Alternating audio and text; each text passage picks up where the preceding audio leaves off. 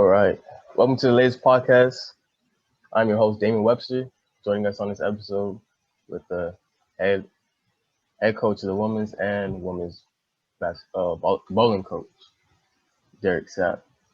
So how are you doing today, sir? Doing well, thank you. All right.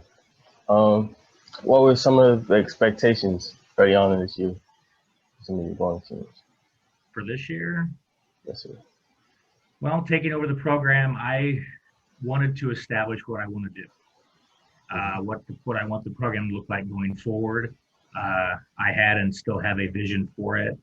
And this year, I just wanted the kids, besides obviously wanting to compete, wanting to, get the postseason and whatnot. I wanted to start building a culture, start building, what I wanted to look like, what I wanted to look like from the inside, from the outside. And so far, they're buying into it. They're buying when I'm selling, so to speak.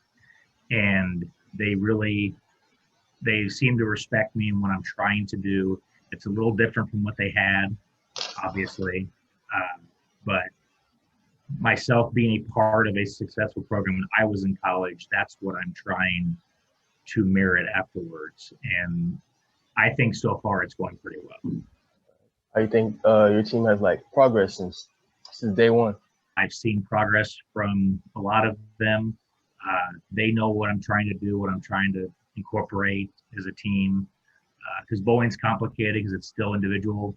You got when you're bowling, you're by yourself, or your team can't help. Your teammates can't help you once you step up to throw a ball. But I've definitely seen some progress from when we started back in September. Tournament and Hoosier Classics. What do you think?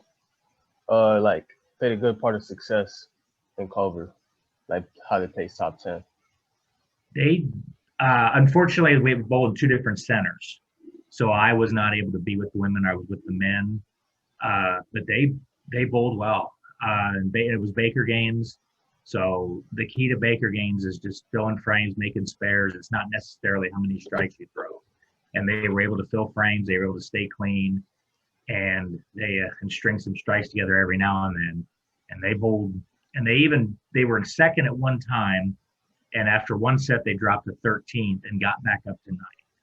So they fell a little bit, but then they worked their way back up into the top 10. So it was, they showed a little perseverance as well. So they're starting to show a little grit. Both teams are, that all teams in any sport, need. So I'm really pleased with that aspect of it. Mm-hmm. All right. What weaknesses you believe the teams should be have worked on, has got better at? Well, they've gotten better. The women have gotten better at spare shooting for sure, and the men were very good at spare shooting this year up until this weekend. But that's the main thing I've been focusing on more than anything else. Equate it to free throws in basketball or putting in golf. It's the little things. And it's not glamorous. It's not sexy. It's not what gets the attention, but it's what wins. Okay. So you're focused on just playing the game pretty much. Fundamentals, and really where I learn also is watching them in competition. So the more that we bowled this year, the more I've learned from watching them, because competition actually brings pressure, and every athlete does that, react differently under pressure. You can only equate that so much in practice. Mm-hmm. But the more times they bowl, the more I've learned about. I learned more this weekend. There's things we're going to work on this week leading up to the conference tournament. It's a process, and it's the same thing in any sport, but especially in bowling. If you work on the fundamentals and you work on spare shooting, you can pretty much compete with any team at any time. Hopefully we can carry that going forward. As a coach, what style of coaching do you bring to the game? I'm pretty hands-on. If I see something I don't like, I'm going to tell them, especially when it comes to equipment and changing balls. But I don't think they were used to that. It took them a little bit to get adjusted to that, but I'm not scared to tell them when they're doing something wrong. But I don't scream at them. I don't yell at them because it's a joking manner. Mm-hmm. But, I will tell them that this is what needs to be done. You know, been at this sport a long time, and I've been at every level of it, including the PBA tour. So I know what it takes, and I think they respect that. But I also don't, I don't want to tell them that I know everything, because I don't. And I'm honest with them. I'll tell them, I may tell you to do something that doesn't work. That's fine. We'll try something else, because you can even learn from that. So everything is a learning experience. Everything can be is part of the process. And the more you learn, even just from practice, the more you learn, the more information you gather, the better it's going to make you in the long run. It's better that's going to make us as a team in the long run. And that's the challenge with bowling, is that I have to make the individuals better to make the team better, and it's vice versa. It works the same, works both ways. So it's a challenge in bowling, unlike really any other sport, maybe except golf. It's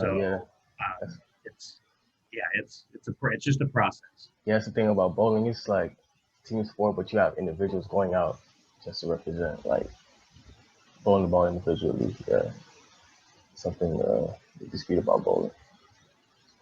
And they, a lot, and some of them didn't bowl a lot before they got here, but it's just not, and it's not just learning how to bowl, it's learning the sport too, and that will make them better in the long run. What I try to tell them is that, most sports you can't play forever. Unless you're Tom Brady, you're not going to play forever. But bowling is a sport you can do your whole life. And so I don't want them to leave college and just quit. I want them to keep bowling. I want them, to keep doing it and keep wanting to do it. And that's part of my program as well, is to get them to learn the sport, get them to really enjoy it, and stay in it, even when they're done with college and they graduate. Because you can bowl up until you're 80 years old. I mean, so it's a sport that I want to keep them in. We want to retain, and that's just not me. That's a lot of programs that think that way. So we want to keep people bowling. I think that wraps up this podcast today. So it's just I wish you the best of luck with the next tournament, and both bowling teams, and wish you luck. Thank you. Thank you for having me. Thank you. All right.